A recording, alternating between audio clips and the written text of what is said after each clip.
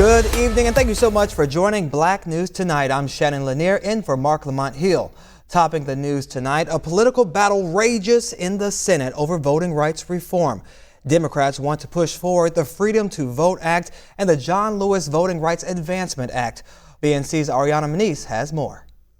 In Texas, efforts to challenge the state's nearly complete ban on abortions have faced many major setbacks. On Monday, the Court of Appeals voted to send a lawsuit filed by abortion clinics against the strict Texas law banning abortions after 6 weeks, not to a federal court in Austin, but instead to the Texas Supreme Court. The Texas Supreme Court is controlled entirely by Republicans and is expected to reject the legal challenge to the Lone Star State's anti-abortion policies.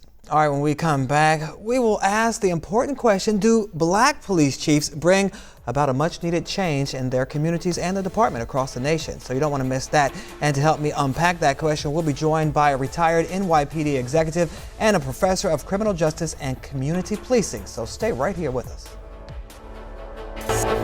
Good evening and thank you so much for joining me on Black News Tonight. I'm Shannon LaNier in for Mark Lamont Hill. Let's get to your top stories.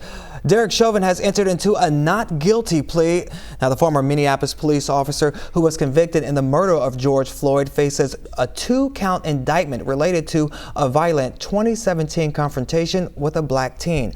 Chauvin pleaded not guilty during a brief hearing in the excessive use of force case in federal court today, as he's accused of pinning down a 14-year-old boy, striking him with a flashlight and grabbing him by the throat. Chauvin also pleaded not guilty earlier this week in federal court to a separate federal indictment accusing him and 3 other former Minneapolis police officers of abusing their position of authority when he knelt on George Floyd in May 2020. Well, in a case involving a black former Minneapolis police officer, the Minneapolis Supreme Court reversed the third-degree murder conviction of Mohammed Noor, who fatally shot an unarmed Australian woman in 2017. Now, Noor was convicted of third-degree murder and second-degree manslaughter for shooting and killing Justine Damon, who called 911 to report a potential sexual assault taking place behind her home.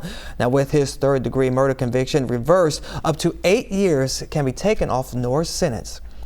Well, a new bill would ban critical race theory from Florida schools and universities. State Representative Randy Fine introduced the bill HB 57 this week that would ban the use of CRT in public schools, all 12 public Florida universities, all 28 state colleges, and charter schools. Well, joining me now to provide further insight on all of these stories is Dr. Uhuru Williams,